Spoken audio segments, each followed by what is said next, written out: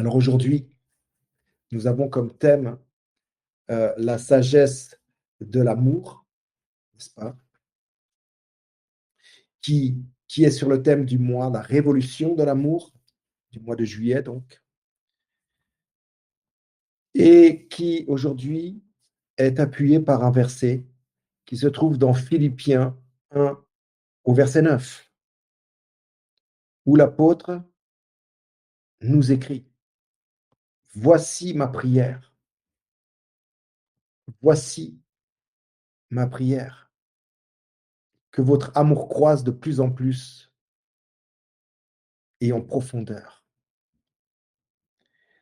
Ça, c'était pour l'apôtre Paul. Et voilà ce que l'apôtre Alain, après lui, on va dire bien longtemps après lui, a écrit dans ce dévotionnel de l'année, inspiré par les paroles de l'apôtre à ce niveau-là de l'écriture, Philippiens 1, verset 9. Donc, je lis: «L'amour exige de la sagesse, comme un médecin compétent qui sait comment soigner sans blesser. Nous avons besoin de sagesse pour aimer efficacement. Paul prie pour que l'amour s'accompagne de discernement, c'est-à-dire qu'il sache comment bien aimer dans chaque situation.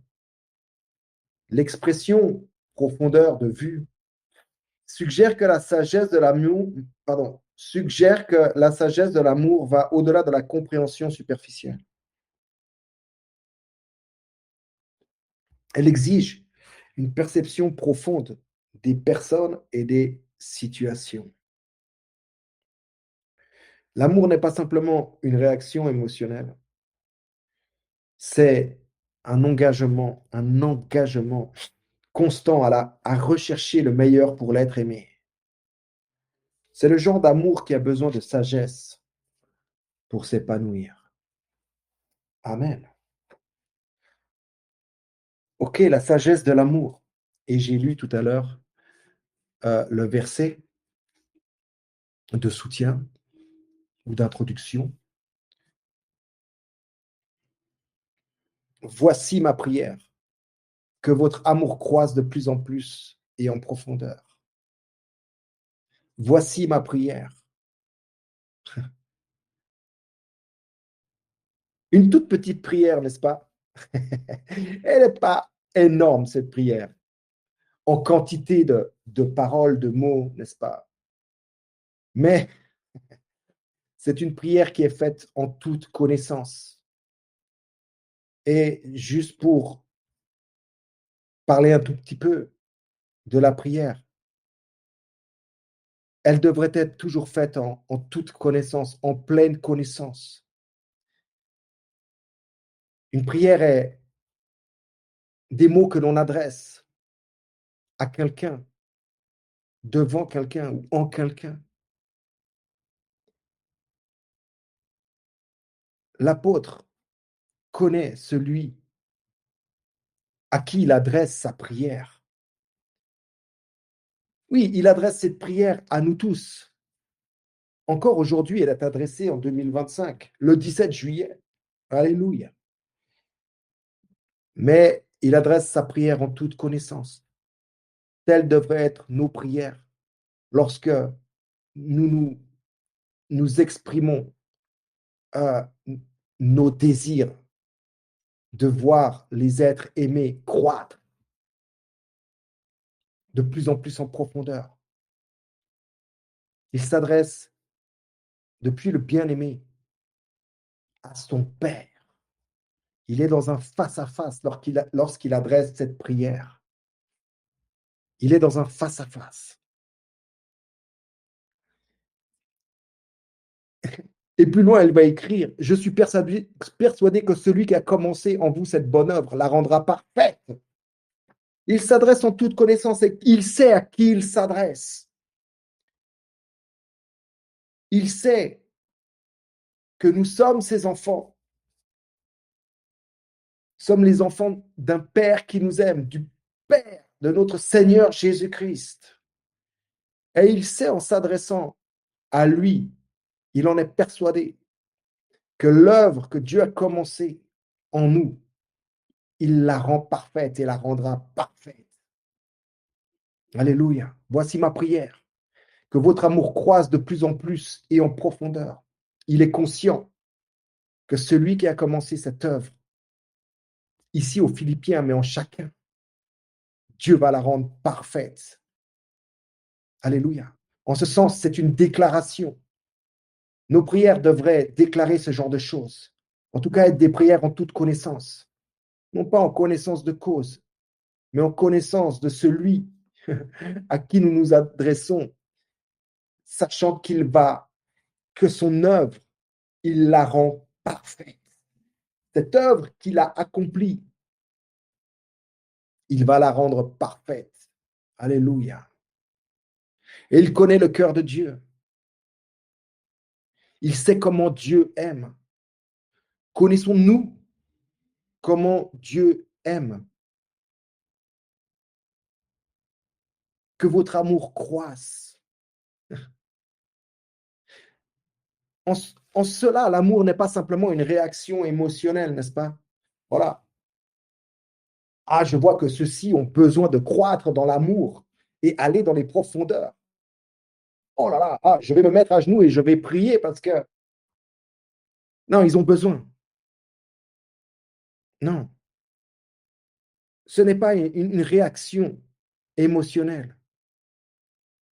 Non, c'est un engagement constant à rechercher le meilleur pour l'être aimé. Et nous voyons que avant de s'engager même vers l'être aimé ou les êtres aimés, Paul s'adresse d'abord à celui qui aime, à celui qui aime, à celui qui est amour, celui qui est source de l'amour, qui est amour, qui est la définition propre de l'amour, de ce qu'est l'amour et de comment on aime en fait. Et avant de s'engager même vers son prochain, il s'adresse à son Père. Alléluia. Toute œuvre que nous commencions à faire ou à pas faire encore, nous avons à nous poster devant le Seigneur, poster devant notre Père, en toute connaissance de cause, donc en connaissance à qui nous nous adressons, sachant qu'il est déjà en train d'œuvrer ce qui vient de monter à notre cœur comme sujet de prière. Et juste déclarer ce qui est à déclarer, ce que Dieu sait, ce que Dieu dit, ce que Dieu croit. Que votre amour croisse, qu'il déborde en fait, parce que vous l'avez reçu sans mesure. Alors, sachant que l'amour que nous avons reçu sans mesure et qui est donné sans mesure, qui est déversé par le Saint-Esprit constamment dans nos cœurs, l'amour de Dieu,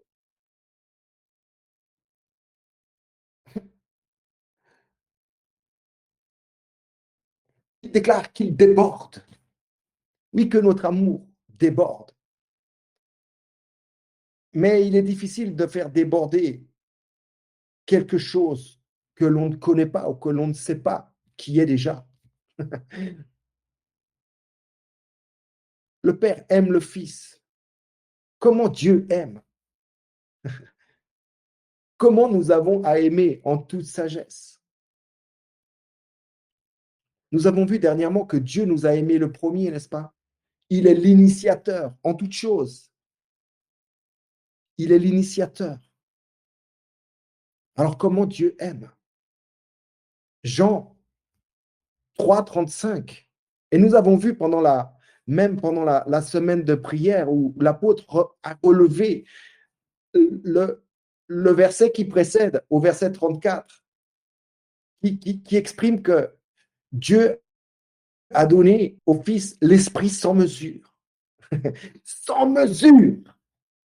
Et ici, au verset suivant, au verset 35 de Jean 3, nous voyons comment Dieu aime, le Père aime le Fils, et il a remis toutes choses entre ses mains. Et Paul va dire Lui qui n'a pas épargné son propre fils, mais qui l'a livré pour nous tous, comment ne nous donnerait-il pas aussi toutes choses avec lui? Waouh! Et il a remis toutes choses entre ses mains. Et il nous a donné aussi toutes choses avec lui, avec son Fils. Tout ce que le Fils a reçu comme amour. Dieu aime tout ce que le Fils a reçu et reçoit comme amour du Père. C'est déversé sans mesure dans nos cœurs. Le sais-tu? Savons-nous ces choses?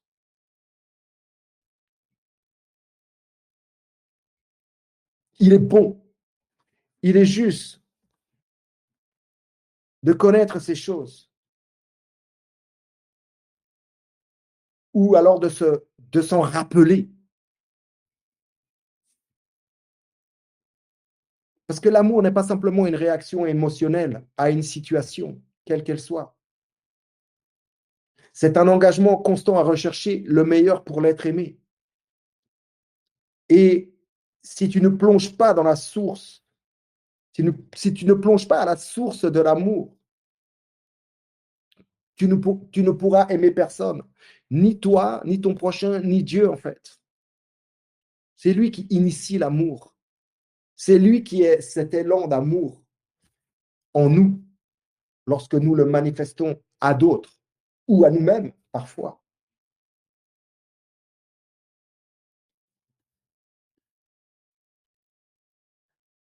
Et c'est vrai que nous avons besoin de sagesse pour aimer, de comment savoir aimer dans chaque situation.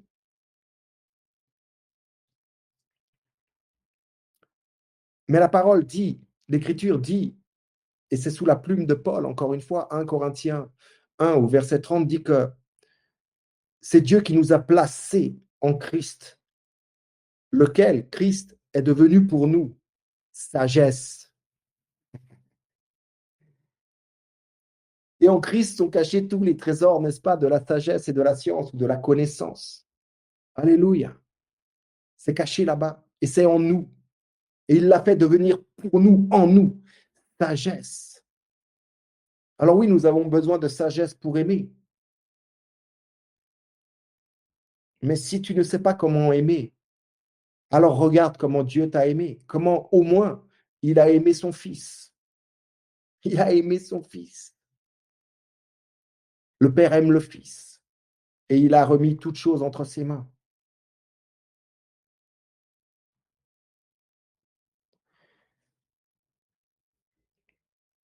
Pendant que je lisais le dévotionnel, il y avait cette parole toujours de Paul, Colossiens 4, 6, qui montait et qui exprime ceci, que votre parole soit toujours accompagnée de grâce, assaisonnée de sel, afin que vous sachiez répondre, ou afin que vous sachiez comment il faut répondre à chacun, à chacun, à chacun.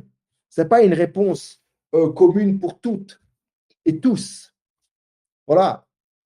C'est à répondre à chacun selon ses besoins. Selon ses besoins. Waouh! Que votre parole soit toujours accompagnée de grâce, assaisonnée de sel. C'est-à-dire que le sel était utilisé à l'époque, on le mettait, et encore aujourd'hui, euh, sur les viandes pour qu'elles n'entrent pas dans la corruption, de ce qu'elles sont des viandes. C'était pour les conserver, ok? Pour conserver les aliments, surtout les viandes et les poissons,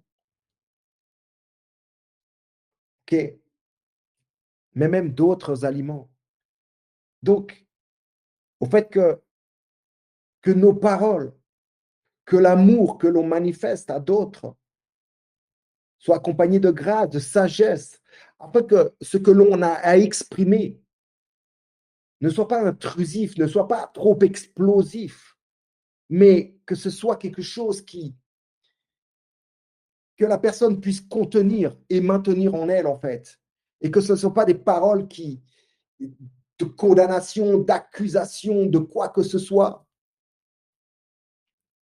que dans nos élans d'amour pour les autres, parce que c'est ce qu'il faut faire. Il faut aimer maintenant, dans les chrétiens, on doit aimer son prochain. Alors je me lance, j'aime n'importe comment.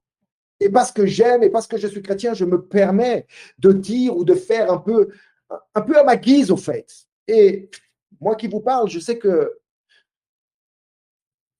il est des fois où ça manque de sel, ça manque de grâce. Je crois que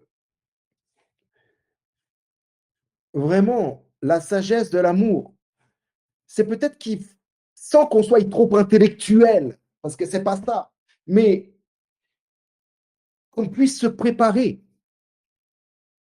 Nous avons à nous préparer pour aimer notre prochain. Et encore, ce n'est pas un sentiment, n'est-ce pas? C'est pas ah, je t'aime bien, ah, tu es, parce que tu es sympa, je t'aime maintenant. Ah, tu es moins sympa, je t'aime moins bien.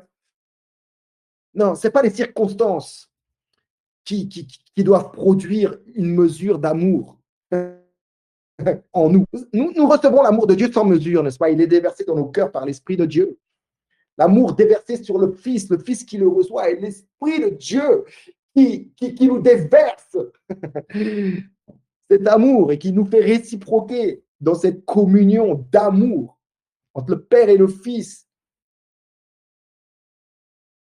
Et par l'Esprit, nous avons part à cela et nous pouvons réciproquer. Et je crois que, oui, nous baignons totalement dans l'amour, dans la communion à travers le Fils, depuis le Fils, c'est vrai, mais nous avons besoin de nous poser un peu, de réfléchir. Regardez ce que l'apôtre dit. Voici ma prière. Donc, ok, maintenant il l'exprime, même il l'écrit là aux Philippiens. Mais avant qu'il l'exprime, avant qu'il l'écrive, elle est montée. C'est quelque chose qui était en préparant, elle est montée. Voici ma prière, que votre amour croise de plus en plus et en profondeur. Il n'est pas arrivé comme ça, avec une déclaration ou avec une proposition. Il est venu préparer et étant préparé dans le cœur de Dieu, sachant à qui il s'adresse et comment celui à qui il s'adresse, comment celui-ci aime. Il est préparé et il sait quoi faire et il sait quoi dire. Il s'est préparé sagement. Aimer n'est pas quelque chose de futile. C'est quelque chose de profond. C'est quelque chose qui est de l'ordre de la vie, de l'ordre de ce qui crée toute chose et qui a créé toute chose et qui est vie en nous. Mais nous avons à aimer avec sagesse. Et ce n'est pas le fait de compter ce que tu vas aimer et compter ce que tu ne vas pas aimer. Genre, ouais, celui-ci, il faut faire attention de comment l'aimer, il ne faut pas trop donner. Ah, celui-ci, je peux lui donner plus. Ah, non, non. C'est vraiment ce verset qui montait là, Colossiens 4:6. Que votre parole soit toujours accompagnée de grâce assaisonnée de sel, afin que vous sachiez comment il faut répondre à chacun. Je vous dis que tous ont des besoins et particuliers. Et celui qui a été fait sagesse en nous connaît ces choses et il n'est pas avare au point de les garder pour lui. Non. Et nous, le Père nous a tout donné, ce qu'il a remis entre les mains du Fils. Il nous a tout donné, toutes choses avec lui. Et nous avons à chercher dans ses profondeurs, non pas ce que chacun mérite, mais ce que chacun a besoin. Ce que moi-même, même pour moi-même, j'ai besoin de recevoir au quotidien.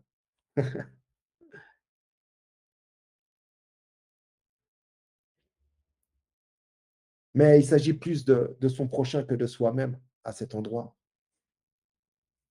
L'amour exige de la sagesse, comme un médecin compétent qui sait comment soigner sans blesser. Nous avons besoin de sagesse pour aimer efficacement. C'est vrai que parfois, tous, nous avons été blessés un jour. Je dis un jour. Mais tous, nous avons subi des choses. Et nous avons tous fait subir, par nos bons soins, des choses aussi à notre prochain. Mais dans ce sens où nous avons subi des choses, où nous avons été blessés par les autres, qui que ce soit. Au fait, souvent, vous avez remarqué, ce que l'on partage le plus souvent, c'est nos blessures. Mais ce n'est pas le fait de nos blessures que l'on témoigne, mais c'est tel que nous avons été blessés, alors nous blessons.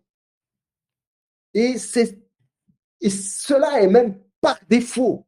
Souvent, c'est même sans s'en rendre compte.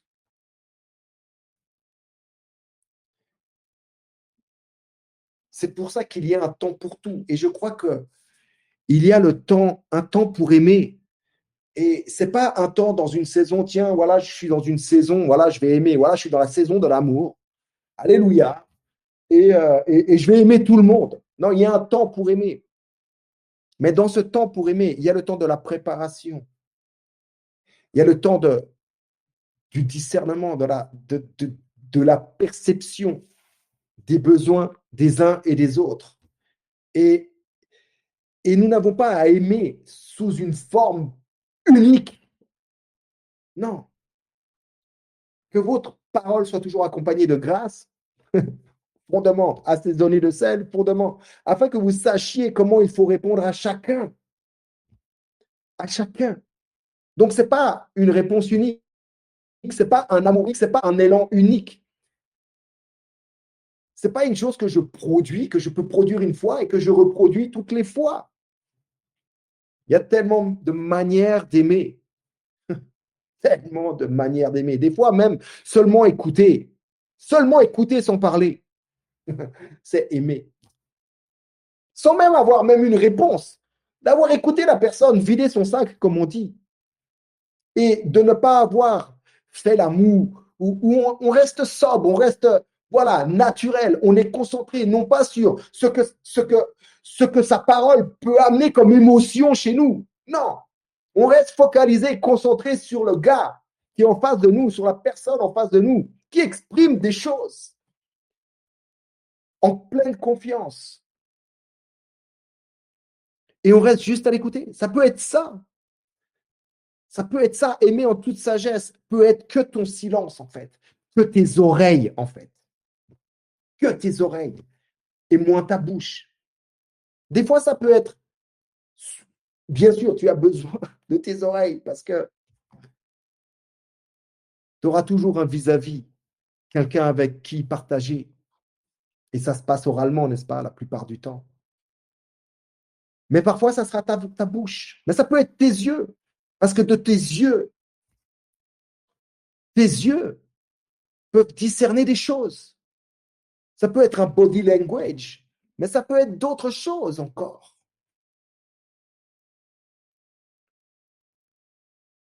Et c'est parce que tu contemples d'une certaine manière chez l'autre que maintenant tu peux répondre avec sagesse à son besoin.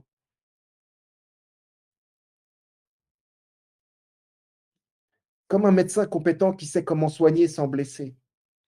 Le médecin, si tu le regardes, le médecin et même, on va dire, le chirurgien, dans son box là-bas, il n'a pas qu'un scalpel.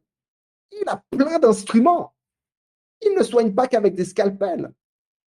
Il a tellement d'instruments devant lui. Mais il a aussi, aujourd'hui, vous avez vu comment, avec la science qui avance, comment ils arrivent à opérer aujourd'hui avec des machines. Ils sont là, ils sont même plus sur le corps. Ils ont une espèce de gros microscope là. Ils regardent dans des lunettes. Ils ont des choses à leurs doigts, des poignets avec des choses à leurs doigts. Et en fait, avec le scanner là, ils opèrent comme ça, comme si c'était un escape game, un truc comme ça, là. Enfin, c'est fou.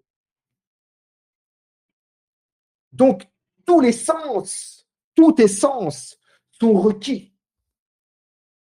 dans le fait d'aimer quelqu'un aujourd'hui.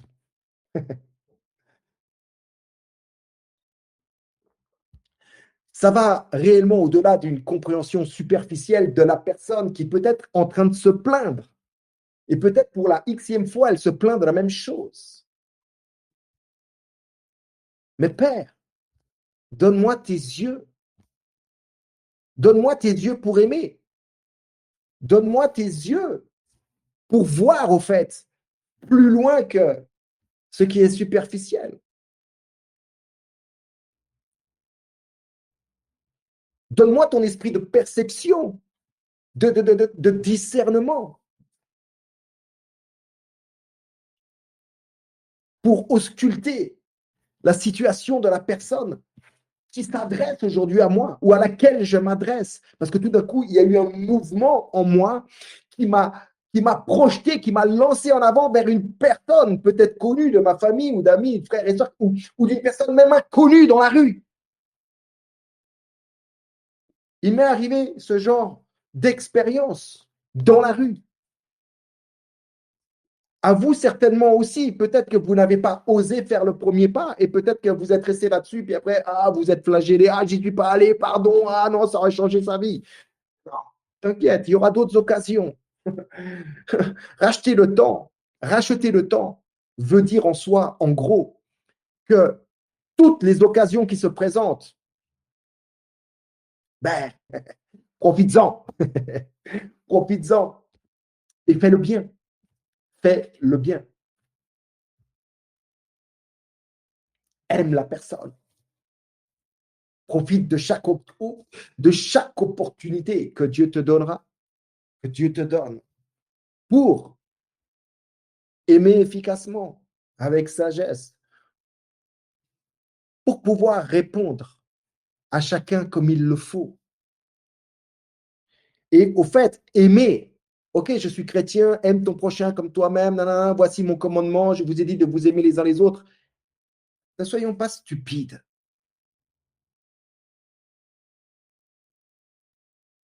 Ça demande une réflexion. Je t'ai dit que c'est pas il faut pas intellectualiser l'amour et tout ça, mais ça demande une préparation.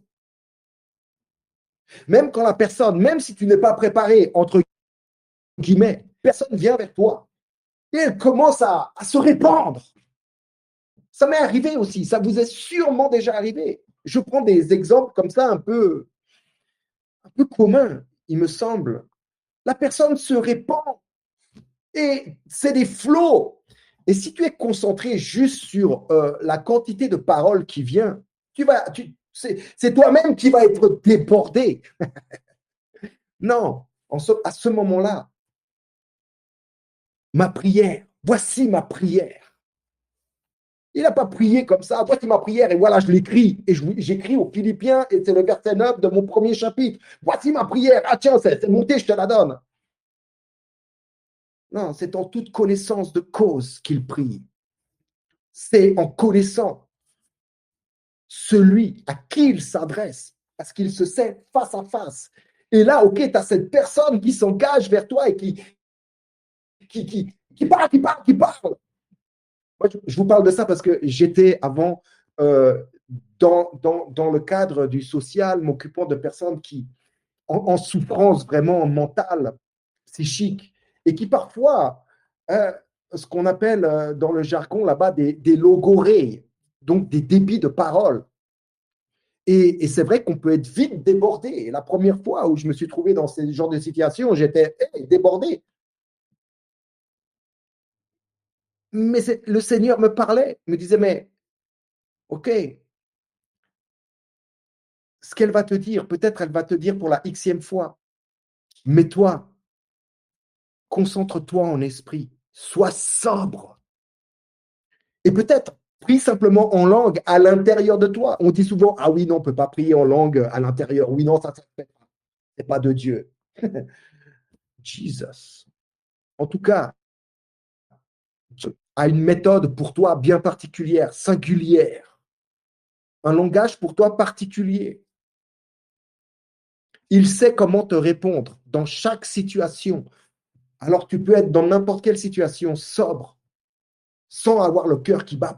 Qu'est-ce que je vais lui dire? Qu'est-ce que je vais lui dire? Ah, je suis chrétien, il faut que je l'aime, il faut que je l'aime. Non, il ne faut pas que je la condamne. Non, il ne faut pas que je juge sa situation. Faut pas que. Non, reste tranquille. Et sois en prière. Adresse-toi à ton Père, qui est amour et sait comment aimer. Si toi, tu ne sais pas parce que tu es débordé, lui sait comment. Et présente-toi seulement devant papa. Voilà, papa.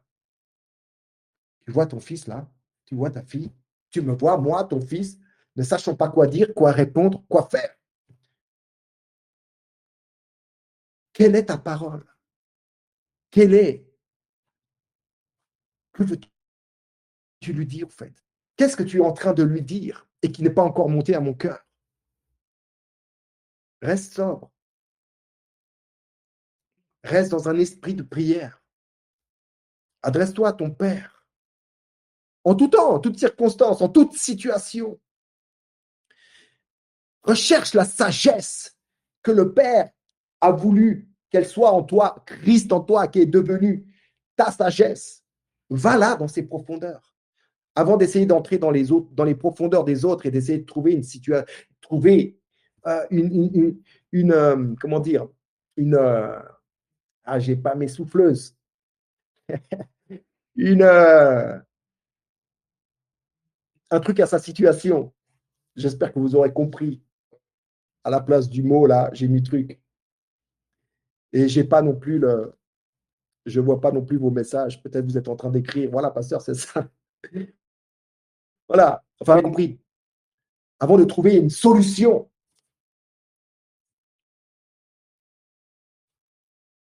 restez calme. Restons calmes. C'est pas toujours évident. C'est pas toujours évident selon les situations. Mais recherchons la sagesse, car l'amour exige de la sagesse.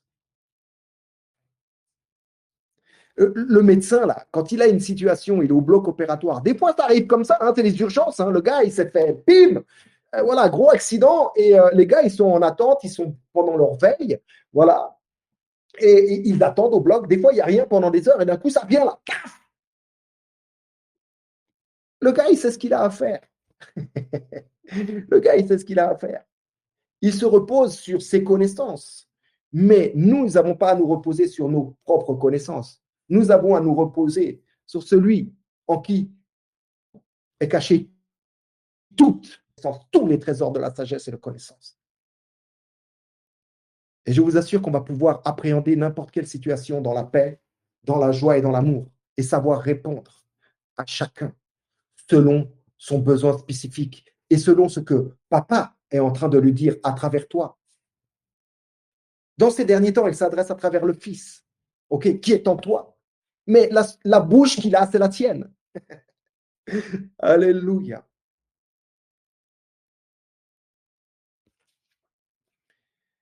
Un autre verset aussi, une autre partie de l'Écriture qui me montait en lisant aujourd'hui, la sagesse de l'amour, c'est ce qui se trouve en Éphésiens 4, 29. Ne laissez aucune blabla. Attendez, ouais, 1, 2, 3. Ne laissez aucune parole blessante franchir vos lèvres, mais seulement des paroles empreintes de bonté qui, en fonction des besoins, servent à l'édification et transmettent une grâce à ceux qui les entendent. Aimer, c'est ça. Aimer, c'est pas comme l'apôtre l'a écrit, si justement, ce n'est pas juste une émotion superficielle ou une réaction émotionnelle à une situation donnée. C'est un engagement constant à rechercher le meilleur pour l'être aimé. Et cet engagement constant à rechercher le meilleur pour l'être aimé, c'est pas quand la situation elle arrive, c'est constant. C'est-à-dire que tu recherches le meilleur pour l'être aimé, tu cherches à aimer. Donc tu recherches à la source de l'amour, tu recherches dans l'amour, c'est ta participation. C'est ta participation à l'amour de Dieu déversé dans le Fils. Voilà, effusé sur le Fils. infusé dans le Fils et le Saint-Esprit qui te le déverse dans le cœur constamment. C'est là, au fait, que ça se prépare. C'est là que ça se passe. C'est là, c'est un engagement constant à rechercher le meilleur pour l'être aimé. Mais en fait, rechercher le meilleur pour l'être aimé, tu le recherches d'abord dans papa. Parce que lui sait comment aimer ses fils et tout remettre dans leurs mains, qu'il a déjà tout remis. Mais à travers toi, il va faire en sorte que tu vas pouvoir révéler quelque chose de ce que Dieu a mis en lui, toute chose. Évidemment, tu ne vas pas pouvoir révéler toute chose dans la personne, mais une chose ou deux ou quelque chose. Donc, c'est un engagement constant à rechercher le meilleur pour l'être aimé, mais cet engagement se trouve dans ton lieu secret, se trouve dans ce que tu es, le temple du Saint-Esprit, il se trouve en toi là, dans le lieu très saint qui a été inauguré, le Fils entrant dans le monde et qui s'est incarné et qui est incarné en toi maintenant. Alléluia. C'est là en fait. Tu veux savoir comment aimer? C'est là-bas dedans. Là-bas dedans. Pardon pour l'expression. Mais c'est en toi, en Christ, où sont cachés tous les trésors de la sagesse et de la connaissance. Ok, tout ça, c'est l'amour. Où sont cachés tous les trésors de l'amour de Dieu, sont en Christ là. C'est là. C'est là que tu t'engages à rechercher le meilleur pour tous et pour chacun. Et tu sauras, plus tu t'engages, plus tu participes à ce qui est dans ce que tu, en qui tu es, plus tu sauras, plus je saurai, plus nous tous nous saurons comment répondre, comment aimer, comment consoler, comment édifier, comment encourager, comment enseigner. Au fait, comment aimer simplement. Alléluia. Ne laissez aucune parole blessante franchir vos lèvres. OK. Romains 8.1 nous dit quoi? Que désormais, en Christ, il n'y a plus aucune condamnation. Plus aucune. Donc ne laissez aucune parole blessante franchir vos lèvres. Sachant qu'aucune condamnation qui pourrait blesser les êtres aimés en plus ne sort des lèvres de la bouche de l'Éternel, on va dire. Mais seulement des paroles empreintes de bonté. Empreintes de bonté. Où c'est que tu trouves cette bonté? Sinon en Dieu, qui en fonction des besoins servent à l'édification et transmettent une grâce à ceux qui les entendent. Tu es pour les personnes qui sont dans tes mondes, dans ton cercle d'influence, comme on peut dire autrement. Tu es cette personne qui sert à l'édification dans tes mondes, qui édifie les personnes dans tes mondes et qui transmet une grâce à ceux-ci. Tu es cette personne. Il n'y en a pas d'autre. C'est toi. Je m'adresse à toi, à tous, mais à chacun. Je ne suis pas dans tes mondes, tu n'es pas dans les miens. Là, oui, nous sommes dans un monde commun.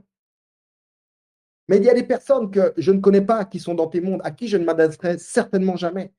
Et pareil pour toi, en fait. Que ce soit les distances ou que ce soit nos relations, nos cercles, peu importe, au fait. Mais c'est toi, au fait, qui est là, qui est cette bouche d'encouragement, cette bouche qui transmet une grâce à ceux qui entendent. Tu es cette personne qui aime, qui est là pour aimer. Mais la sagesse d'aimer, c'est de, quelque part, s'y préparer. Et c'est pas, maintenant je me prépare, je vais sortir parce que peut-être Dieu va encore une fois, va me donner à aimer une personne. Non. C'est constant. L'apôtre le relève. C'est quelque chose de constant. C'est un engagement constant à rechercher le meilleur pour l'être aimé. Comment? Qui mieux que Dieu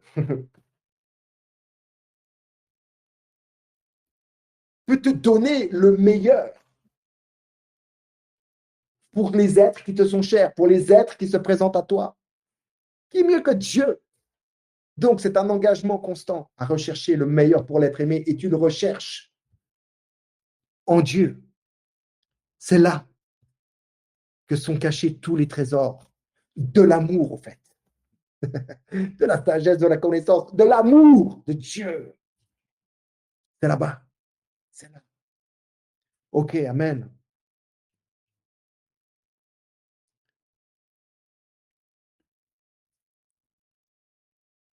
Donc, la réflexion du jour.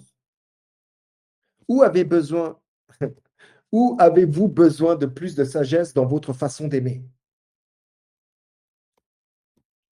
Comment le fait de rechercher la perspicacité de l'amour pourrait-il changer votre approche des relations pratiques? Avant d'exprimer l'amour aujourd'hui, donc aujourd'hui, dans l'aujourd'hui constant, mais OK, dans l'aujourd'hui chronologique, il vous reste quelques heures. Donc, avant d'exprimer l'amour aujourd'hui, faites une pause pour demander la sagesse sur la meilleure façon d'aimer dans cette situation spécifique. Faites une pause. Des fois, cette pause, vous n'avez même pas le temps, comme je vous l'ai dit. Le gars arrive, personne arrive, mais fais une pause. Même si tu penses ne pas avoir le temps et puis que tu es pris là par le temps, non, tu as le temps. Fais une pause. Parle à papa. Présente la personne à papa. En soi, il n'a pas besoin d'être présenté, il sait déjà. Connaît ta situation avant même qu'il y ait un aboutissement. Mais voilà, fais une pause, respire. Une pause, c'est respirer, respire. Et sois inspiré par celui qui est ta respiration, qui est, qui est ton mouvement et ton être. Amen. Alors, Esprit Saint, donne-moi la sagesse de bien aimer aujourd'hui. Et merci, parce que tu me la donnes. Aide-moi à discerner comment exprimer l'amour de manière appropriée dans chaque situation. Et merci, car c'est ce que tu fais. Parce que je suis comme Paul et comme plusieurs persuadé que celui qui a commencé en moi cette bonne œuvre la rend parfaite. Alléluia. Alors merci Saint-Esprit. Que mon amour soit à la fois passionné et merci Saint-Esprit.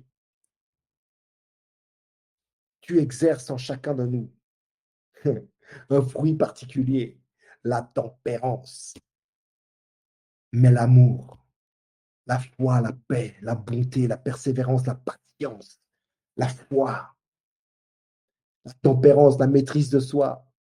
Merci, parce que tu t'engages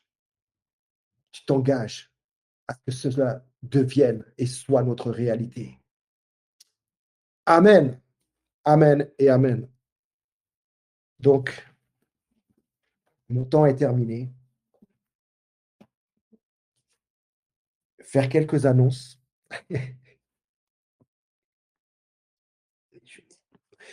Alors, demain matin, à 6h30, heure d'Europe, 5h30, heure Cameroun, c'est la pasteur Christy qui nous enseignera sur la section suivante, sur la page suivante, sur le sujet suivant, la guérison par l'amour. Wow. Il guérit ceux qui ont le cœur brisé et pensent leurs blessures. Voilà sur quoi nous entretiendra et nous enseignera demain matin la pasteur Christy. Et samedi matin, nous aurons la joie, l'honneur d'entendre le prophète Yvan qui nous entretiendra sur la transformation de l'amour. Nous tous qui contemplons la gloire du Seigneur sur un visage non voilé, nous sommes transformés en son image, avec une gloire toujours croissante. Alléluia. Alléluia. Merci, prophète Yvan. Gloire à Dieu. Et dimanche, aux alentours de midi 45, heure d'Europe, ça sera, alors dites-moi si je me trompe, rattrapez-moi, je crois que ce sera l'ancienne Diana Sofferer ou alors en tout cas l'ancienne Christelle, l'une des deux en tous les cas, qui nous entretiendront l'une ou l'autre sur le courage de l'amour. L'amour parfait chasse la crainte. Alléluia. Donc soyez présents sur Telegram demain matin, samedi matin et sur YouTube dimanche. OK.